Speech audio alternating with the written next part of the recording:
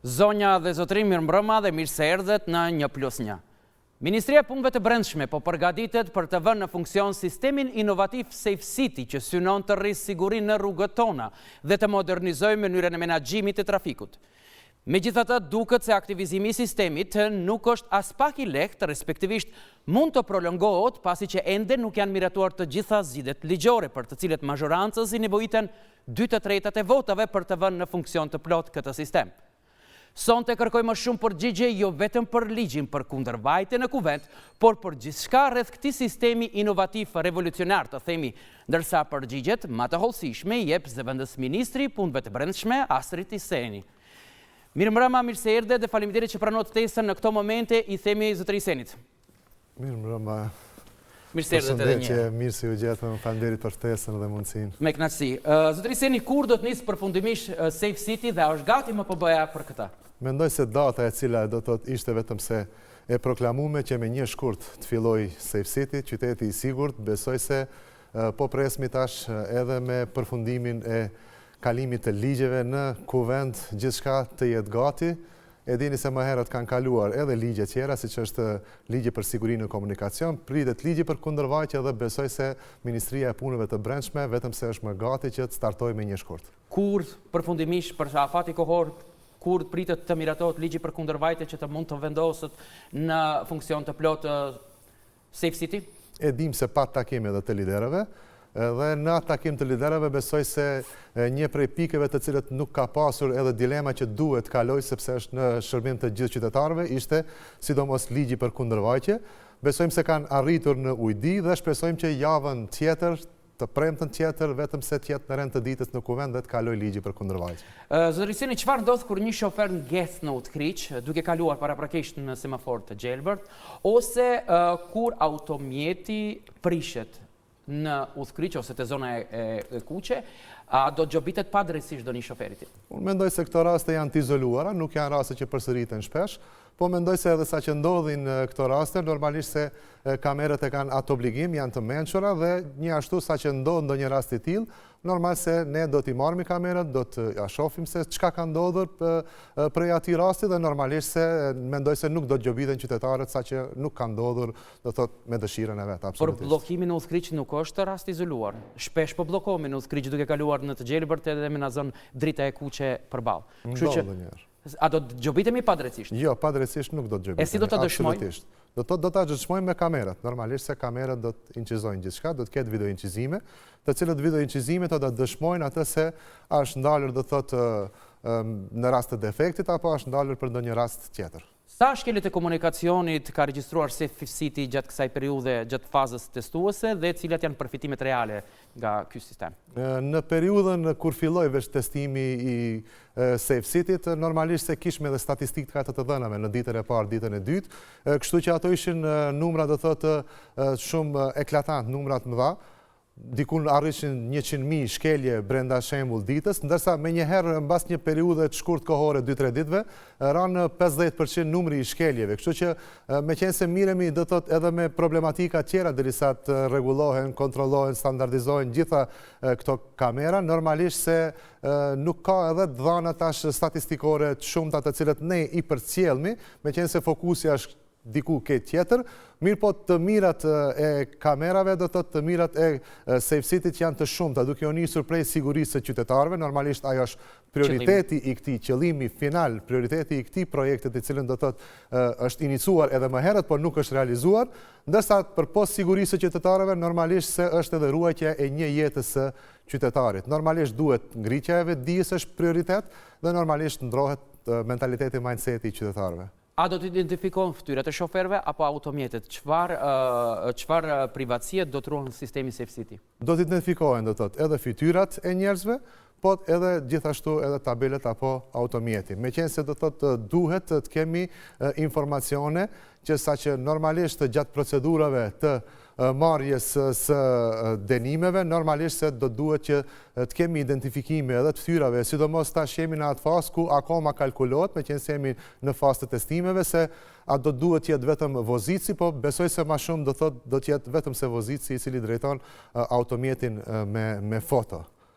foto dhe ato foto do të dërgohen të themi drejtuesve të cilët bëjnë shkeljen në komunikacion? Po, do drejtohen, do të gjitha ato foto bashkë me proces verbalin, do drejtohen deri te me porosi, ndërsa do të ruhet edhe ato që thamë në bazë të ligjit për ruajtjen në shembull të dhënave apo informatave personale, normal ato janë të rregulluar me gjitha me ligj, ne do t'i ndjekim gjithashtu do të standardet evropiane. Sikurse rrjedha që gjithashtu edhe ne do të mundohemi që jetë një modifikim i tillë do të thotë për ruajtjen e të dhënave personale të qytetarëve. Ju ftoj të ulemi për të diskutuar më hollësisht për gjitha këto. Ju faleminderit.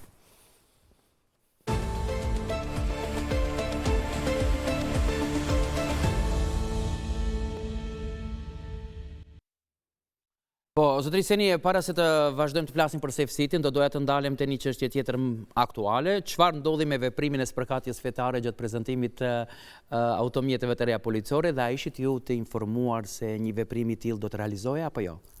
Do thotë veprimi me spërkatjen e veturave të policisë nuk ndodhi ditën e promovimit jemi të qartë të veturave, meqense dita e promovimit veturave të policisë ishte pjesëmarrësës edhe kryeministri edhe gjithë hierarkia e punëve të brendshme. Ajo ndodhi mbas festave të vitit të ri, dikun me datë, më duket datë 6, atë ditë kur ne edhe nuk patëm ndonjë informacion të tillë se do të mbahet ndonjë shembull manifestim apo takim i tillë, do thotë na erdhë si një surprizë jo e këndshme edhe mua edhe ministrit.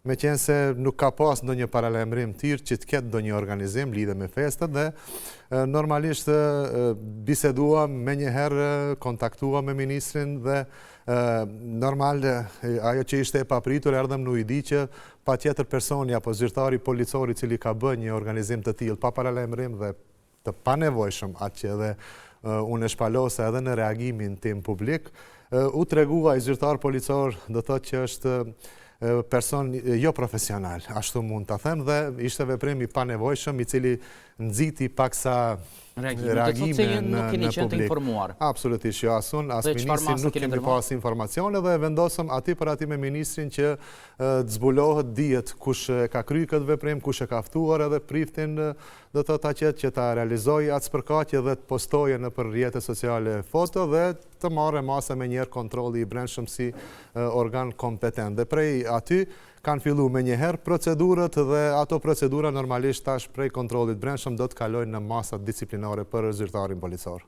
Me qenë se ju patët edhe një reagim goxha i ashpër apo kritik ta themi ne, çfarë mesazhi mendoni se u dërgua me këtë veprim që u bë? Pa dijenin e ministrave. Normal, mesazhi jonë është i qartë. Feja është e shenjtë për gjithë secilin, mirë po aty ku nuk e ka vendin, normalisht se nuk duhet të shpaloset me një institucion i cili është institucion për gjithë qytetarët, ku e dim se aty ka komunitetet të ndryshme, etnitetet të ndryshme, normalisht se është e panevojshme që të bëhen aktivitetet të tilla, sepse kanë lindur edhe reagime të ndryshme nga opinioni dhe normalisht ne e kuptoj, po unë besoj se edhe ai reagim do thot apo ajo iniciativë e zyrtarit policor ka qenë qesharake dhe normal se jep edhe mesazhe jo të mira të duhura për etnitetet tjera, për besimtarët tjerë, për fe tjera, meqense ne e dim se jetojmë me një shtet i cilin bashkë kushtetutës apo a shtet laik dhe kështu që normalisht duhet gjithë të jemi të kujdesshëm dhe në ato institucione, sidomos në institucionin e Ministrisë Punëve të Brendshme ku flitet për sigurinë, ku policia është e gjithëve, ku është refleksioni gjithë qytetarëve, është pasqyrë gjithë qytetarëve, me të vërtetë duhet të jenë të kujdesshëm. Zyrtarët policore kam thënë se duhet të trajnohen, duhet të riedukohen, meqense ka edhe raste të tilla të cilët ndonjëherë këto zyrtarë policor normalisht se reflektojnë negativisht edhe në opinion. Tani të flasim për Safe City-n, për të cilën jeni ftuar për të diskutuar më hollësisht rreth gjitha këto. Tani që ekziston dakordime, përmendëm pak më herë, dakordim mes liderëve politik për miratimin e ligjit për kundërvajtje dhe është thënë se do sigurohet shumica e 2/3 e votave. Të sqarojmë deri në fund, ju prisni deri në fund të javës së ardhshme të miratohet ligji për kundërvajtje, por pyetja është se duke marrë parasysh se një herë u shty afati për zbatimin e Safe City-t me 1 janar, nëse nuk jam gabim, a ekziston rreziku që ky proces të prolongohet më shumë se një shkurt apo jo? Absolutisht. Ne mendojmë se ky projekt do të fillojë me një shkurt, vetëm se është gati, do të thotë gjithçka pritet që javën e ardhshme normalisht në rend të ditës, ashtu siç e shpalosëm në fillim, të kalojë në kuvent. Nevojitet 2/3 e votave, nuk nevojitet badenteri, ashtu siç ishte normalisht edhe proklamuar pak më herët, dhe besojmë se kemi një garancë edhe prej takimit të liderëve dhe shpresoj se është në dobi të gjithë qytetarëve dhe vedia është shumë e ngritur se ky projekt nuk duhet dështuar, meqense është një prej investimeve më kapitale në Ministrinë e Punëve të Brendshme. Cilat janë përfitimet dhe mangësitë më konkrete e sistemit Safe City në Maqedoni? Meqense Safe City apo qyteti i sigurt është në fazën testuese, e dim për një periudhë të shkurt kohore, akoma nuk mund të japim edhe as informacione në lidhje me mangësitë. Meqense çdo projekt i cili përfitohet, ne presmi që të kemi përfitime do të thotë mira prej atyre projekteve dhe të rrjedhë gjithçka si duhet. Mirë po ka inxhinierë të cilët normalisht mirën gjatë kësaj periudhe testuese edhe me mangësitë e këtij shembull sistemi. Paktën 3 mi numëroni cilat janë ato mangësitë. Do thotë për mangësi akoma do thotë nuk ka mangësi të kalibrit të lartë, mendoj. Atë që e kemi evidentuar deri tash ndoshta është ajo lidhshmëria e barqes porosive tek qytetarët, ndoshta kanë shku porosit nga 2 herë apo nga 3 herë, e njëjta shkelje ndoshta ka shkuar tek qytetarët, nuk do të thotë se gabim teknik, nuk do të thotë faji është se te kamerët, mund të jetë te përcjellja e SMS-eve, varësisht me operatorët të cilët ne kemi bashkëpunim. Mirë po unë besoj se përfitimet janë shumë të mëdha. Ruajtja, siguria e qytetarëve, normalisht jeta e një qytetari është shumë më e vlefshme se gjithçka tjetër dhe unë besoj se do të ketë edhe aksidente shumë më pak, do të ketë edhe viktima shumë më pak, po përfitimet do të jenë shumë të mëdha edhe në ngritjen e vedijes dhe sjelljen në komunikacion, ku e dim se ne gjendemi në një fazë do të thotë tranzitive. Çfarë lloj shkeljesh të rregullave më shpeshte të komunikacionit janë të evidentuar deri më tani gjatë kësaj periudhe testuese të Safe City-t? Cilat ishin më të shpeshta? Do thotë më të shpeshta janë te kalimi i shpejtësisë, atë që edhe regjistron kamera e mençur. Pastaj është hyrja në të kuqe, kemi edhe shumë raste në të cilët i evidenton, siç e dim, kamera e mençur, është mospasja e regjistrimeve të automjeteve, do të thotë kaskaduar regjistrimi dhe kemi edhe asi do të thotë qytetarë të pakujdesshëm të cilët edhe normalisht vozisin nëpër qytet edhe pa regjistrime, do të thotë kemi pas raste të shumta të tilla prej ditës së parë dhe normal se ajo është alarmante dhe është shqetësuese normal për Ministrinë e Punëve të Brendshme. Kështu që këto janë do të thotë disa prej atyre do të thotë sinjaleve të cilët i evidenton, edhe një do të thotë përpos këtyre 3 do të thotë kategorive të cilët i evidenton kamera e mençur është edhe parkimi i gabuar. Do të thotë për momentin vetëm se këto janë të evidentuara në kamerat e mençura. Po kur jemi duke specifikuar këto të themi llojet e shkeljeve, përveç kalimin e dritë kuqe te kalimi i shpejtësisë së lejuar, kemi thënë parkimi i gabuar, qarkullimi i automjeteve të paregjistruara, përdorimi i telefonit. Për momentin akoma do thotë nuk ka zhvillu kamera deri në atë moment dhe pritet që për një periudhë të shkurt kohore do thotë të zhvillohet kamera, të kalibrohen kamerat. Me një shkurt do të fillojë me edhe të regjistrohet edhe këtë përdorimi? Akoma jo, do thotë deri në këto çaste, deri në këto momente i kemi pasur vetëm se këto kategori të shkeljeve të evidentuara prej kamerave Safe City dhe normal ashtu edhe do të fillojë dhe do të mundohemi që brenda periudhës tjetër kohore të rregullohen, të kalibrohen dhe normalisht të përpunohen kamerat që të kemi edhe do thotë edhe ripin e sigurisë do të inqizohet apo jo, se edhe unë shumë pak e vendoj ripin e sigurisë. Për momentin nuk i kemi, për momentin nuk i evidenton kamera, mirë po besoj se me fotot ajo edhe nënkuptohet se do të shifet shembull saqë bashkarisht me automjetin, me targat vjen edhe fotoja.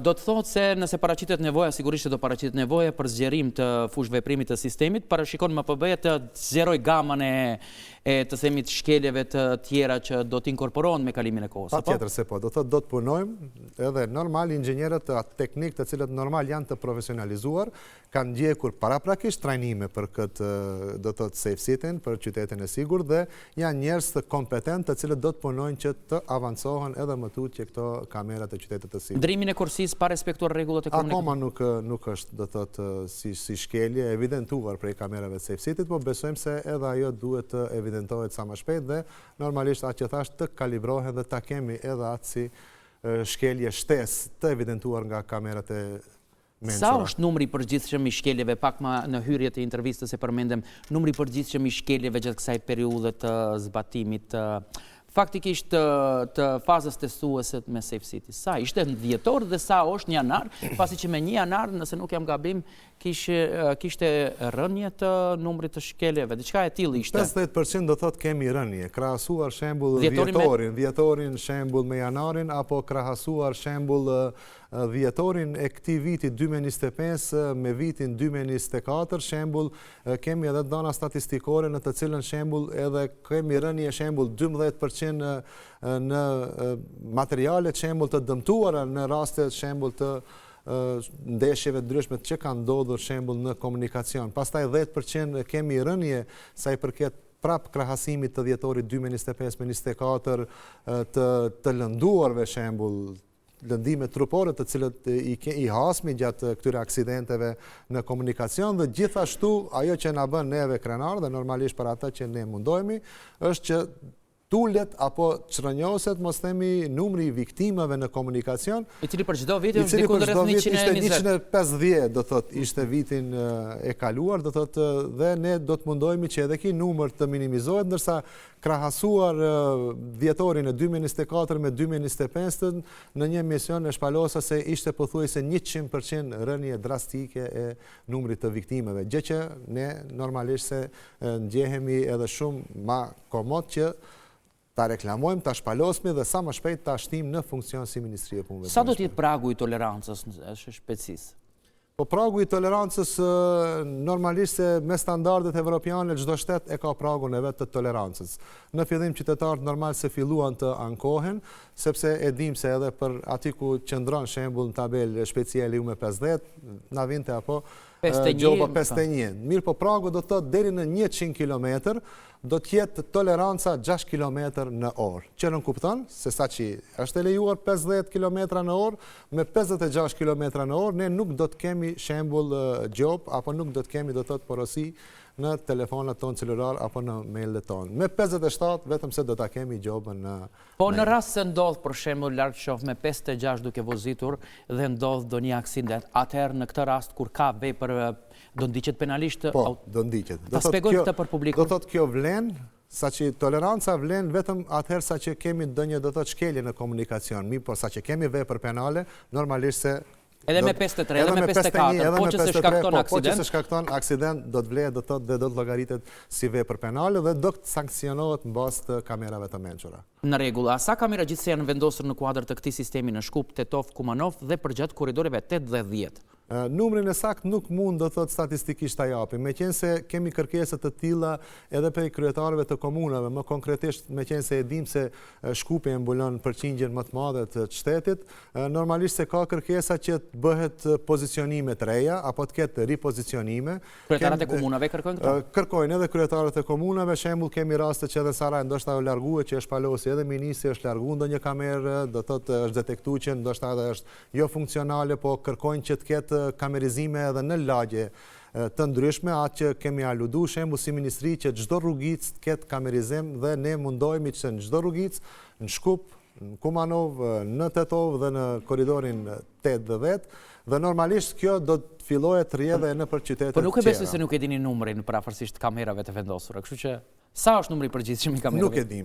Nuk e dim saktësisht, meqense do thotë kemi kërkesa të ndryshme, atë që e thash prej kryetarëve të komunave, kemi lëvizje të kamerizimit dhe për atë arsye dhe nuk mund që japmi dhëna statistikore të rëndësishme, meqense ne i kemi edhe njerëz kompetent të cilët janë në për sektor, do thotë të cilët operojnë në për sektor të kamerizimeve, normal se nuk kemi dhëna të tilla statistikore. A dini për shembull të më tregoni se a do vendosen kamere edhe në qytete të tjera? Po, kemi dhëna të tilla dhe normalisht ne planifikojmë që kamerizimi të fillojë dhe të kalojë prej qytetet të sigurt, të kalojë në shtet të sigurt, atë që ne e shpalosëm si ministri, e shpalosi edhe kryeministri dhe normal ne aludojmë që brenda këtij viti të 2026-s ne ta mbulojmë gjithë shtetin dhe normalisht prej qytetit të sigurt të kalojmë në shtetin e sigurt. Në kur jemi të shteti sigurt, atëherë përveç kësaj Safe City, këto video inqizimit të Safe City, a do të përdoren edhe për vepra të tjera? Po, patjetër se po. Për cilat? Po, patjetër, për gjitha veprat. Ndodh ndonjë rast ka ndonjë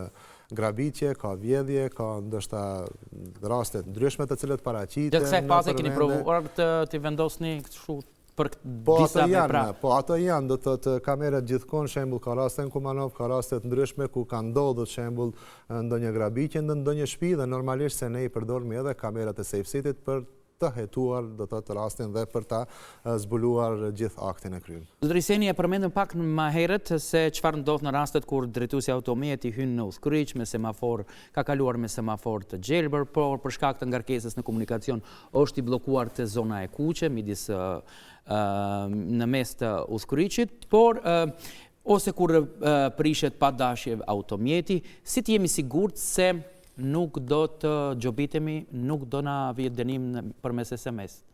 Është diskutuar, do thotë kjo çështje, gjëre gjatë, meqenëse se kemi grupe punuese të cilët gjatë kësaj faze testuese i analizojnë gjitha këto ndodhi të cilët mund, do thotë aksidentalisht me dashje apo pa dashje, atë që e thash në fillim, ka raste të tilla të izoluara, të cilat normalisht ka kur edhe vetura bllokohet apo ndodh ndonjë defekt në komunikacion. Më falni që ju ndërpres. Ose si do të vërtetohet nga ana tjetër nëse qytetari ka ndonjë rast urgjencë dhe shpejton për ndihmë mjekësore në spital.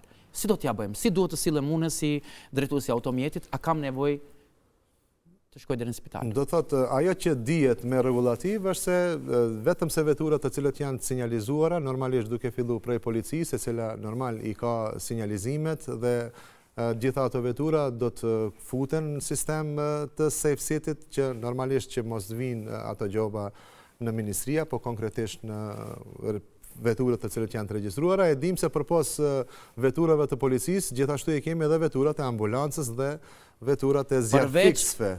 Përveç kësaj, nuk planifikohet që qytetarit marrë iniciativë, do thotë që vetë tike deri në ambulancë, kështu që normalisht për atë kemi edhe ambulancët që duhet të transportojmë normal, të lënduarin, të transportojmë edhe dika tjetër. A e dini sa është kohë zgjatje derisa vjen ambulanca, ndihma e shpejtë në shtëpi? Po do duhet përshpejtohemi, do duhet të jemi më vigjilent dhe gjitha institucionet, sidomos institucionet të cilët kanë kësi raste, normalisht janë institucionet ndjeshme, normalisht janë më vigjilente në... Ministër, në qoftë se unë nga shtëpia, gjithmonë flasim hipotetikisht larg qoftë s'kemi nevojë. Në qoftë se unë kam rast urgjent në shtëpinë time dhe i lishoj pozicionet dhe filloj rrugën drejt spitalin e shtetit, për shembull.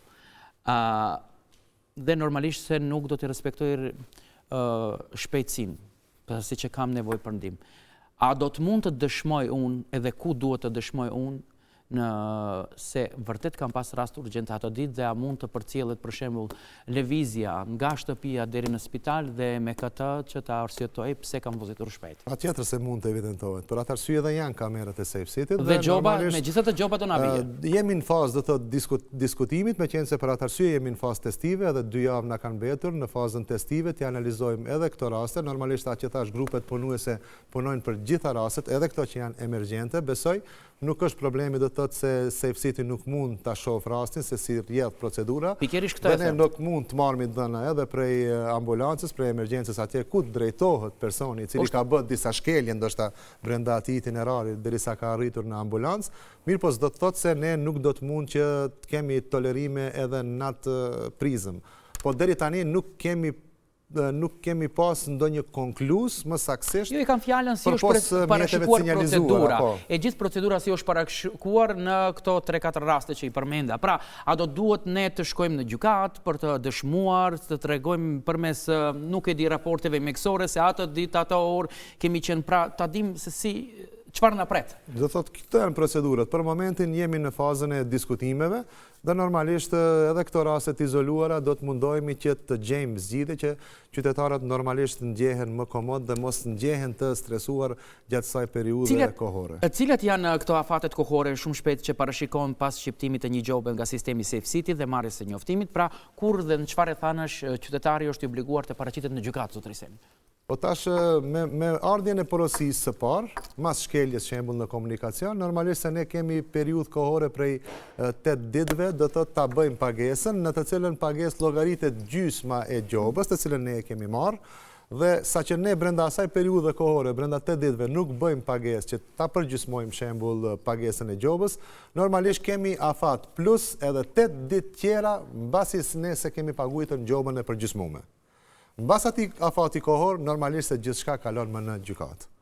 Kush mban përgjegjësi edhe nëse nuk kam qenë unë duke vozitur, por dikush tjetër, si e trajton sistemi Safe City rastet kur pronari i automjetit, për shembull unë ja kam huazuar automjetin dikujt tjetër dhe ndërsa shkelja është kryer nga drejtuesi faktik i automjetit, pra çfarë ndodh nëse gjoba i drejtohet pronarit të automjetit, por ky i fundit nuk ka qenë drejtues në momentin e shkeljes, ndërsa personi që ka drejtuar e automjetin e mohon kategorikisht se nuk e ka bërë shkeljen. Në raste të tilla kush duhet të mbajë përgjegjësi, kush duhet ta paguajë gjoban dhe si është e parashikuar këta?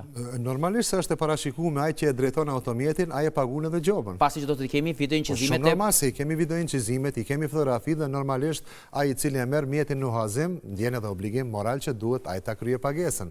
Për atë arsye do të thotë gjoba planifikohet që të vijë edhe në atë formën e shkruar, që të evidentohen tabelet, po të evidentohet normalisht se edhe fotografia apo figura e personit i cili do të thotë ka qenë drejtuesi automjetit. Por gjoba vjen te pronari i automjetit. Po gjoba vjen te pronari.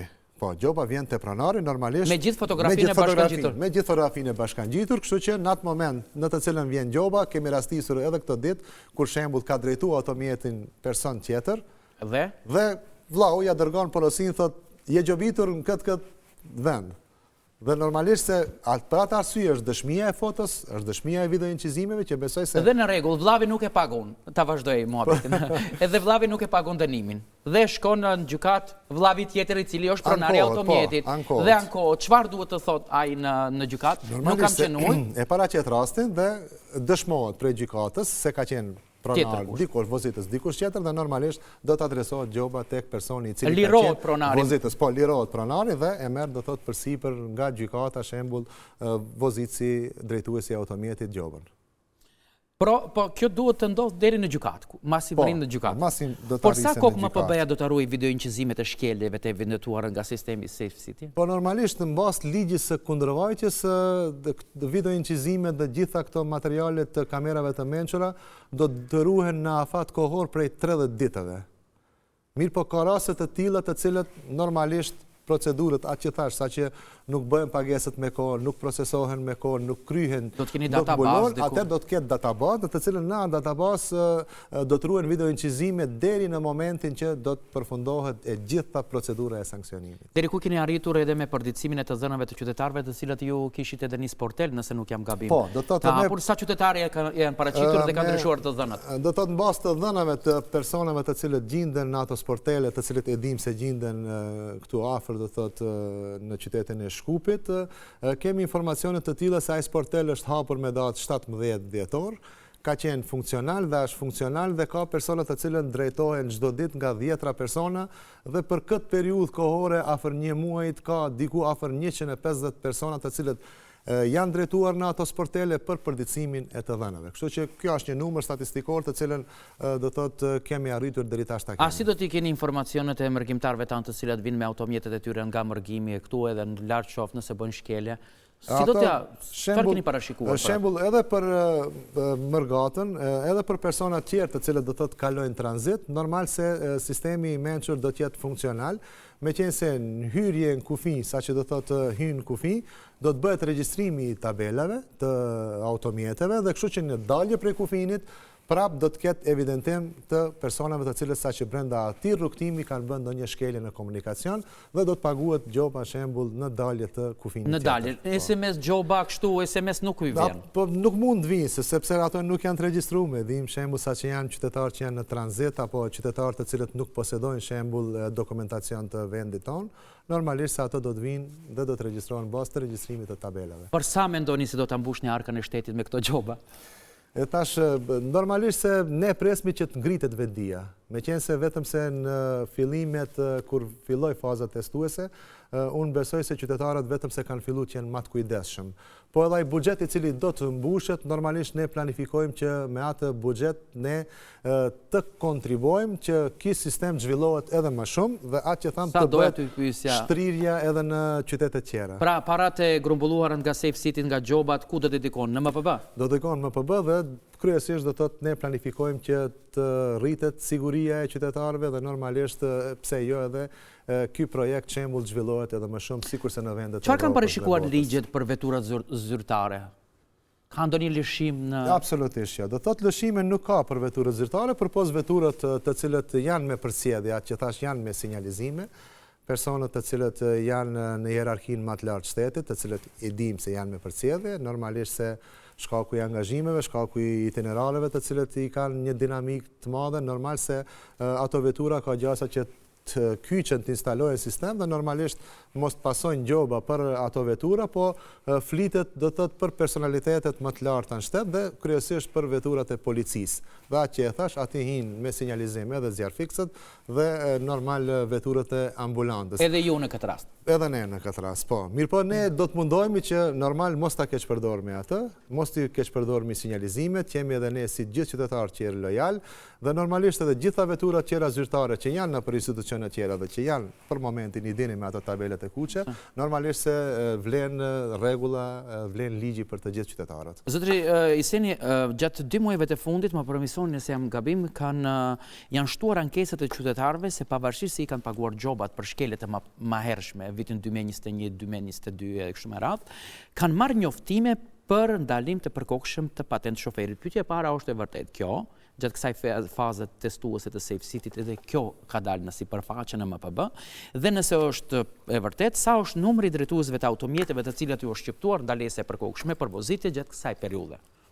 Normalisht të ndalesat që janë për patent shoferat i shqipton gjykata penale, më konkretisht do thotë ka departament kryesor për kundërvajtjen, ndërsa e dim se Ministria e Punëve të Brendshme realizon vetëm se vendimet e gjykatës dhe absolutisht ne nuk jemi ato që e kemi primatin për t'ja ndalu. E dim shembull një rast, sa që kemi një kundërvajtje shembull në komunikacion mbi 30 km/h, normalisht se me automatizëm gjykata do thotë adreson pavarësisht që ka paguar gjobat, po do është adreson, do thotë ndales direkt deri tek disa prej tyre ankohen edhe për shkak të vonesës nga postat e kështu që nuk u ka ardhur njoftim. Bëhet fjalë disa një pjesë e madhe që unë kam rastisur të dëgjoj se bëhet fjalë për ndalesa 3 mujore dhe kështu me radhë. Sa është ky numri i fundit që sigurisht e dini se ato kthehen këtu në sportelet e MPB-s për të vendosur? Kthehen, mirë, po nuk kemi numër. Numër statistikor nuk kemi konkret. Meqense ka edhe raste të tilla do thotë të cilët normalisht se gjykata i shqipton, mirë po ato kthehen në Ministrinë e Punëve të Brendshme, mirë po numër të saktë nuk kemi. Nuk kemi numër të saktë që t'japim shembull dana konkrete se sa është ai numër. Vetëm atë që ne do të marrim informacione, e dim se normal se ne ato numra prej gjykatës penale, ndoshta edhe prej atij sektorit kundërvajtjes, ndoshta nuk kemi nevojë edhe t'i marrim si statistika, meqense e dim se gjykatat janë të pavarura dhe ne si organ i veçantë, si Ministri e Punëve të Brendshme, do thotë nuk kemi ndonjë edhe interes që ti përcjell me ato statistika se sa është numri i akteve të tilla. Zotri Iseni, unë kaq pyetje pata për këtë intervistë, nëse keni diçka për të shtuar që ndoshta mendoni se nuk ju kam pyetur, udhëroni, minutat në vazhdim janë për ju. Do thotë deshta diçka të shtoj normalisht për në fund, meqense ka pas edhe kërkesa tjera në lidhje me Safe City-n, do thotë kërkesa të tilla të cilët edhe komente të tilla në opinion të cilët janë adresuar në periudhën e fundit kohore. Normalisht ajo që na ban edhe neve do thotë që ndihemi normal patjetër që t'japmi ndonjë përgjigje është se kur kanë filluar tash do thotë vinë këto porosit vinë vetëm se në gjuhën maqedonase.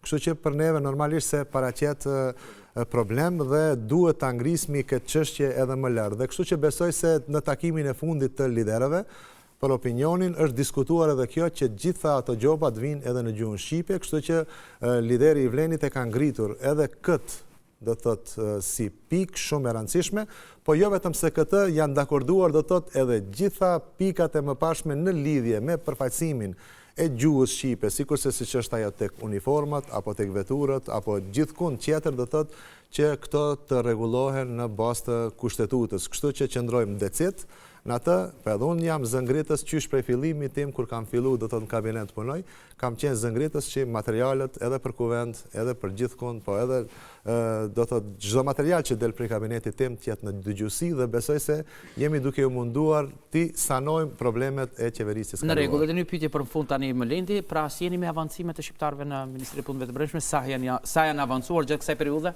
Do të shkëlqyeshëm. Tash mos ta lavdroj veten, mirë po për një vit e gjys janë avancuar afër 300 shqiptarë, do të thotë sa i përket avancimeve në pozita. Kështu që ka prej zëvendës ministrave, ndoshta për periudhë 4 vjeçare nuk kanë arritur bëjnë 10. Dhe është për lavdat, mirë po nuk kemi bërë shumë reklam, nuk kemi bërë shumë PR, e kemi lanë që veprat flasin vetë. Faleminderit që ishit pjesë në intervista 1+1. Faleminderit shumë miku im për ftesën dhe mundësinë edhe. Faleminderit. Të nderuar shikues, kjo ishte gjithçka që u përgatita për këtë premte. Faleminderit që na ndoqët bashkë, mirupafshim javën e ardhshme me ndonjë temë tjetër aktuale.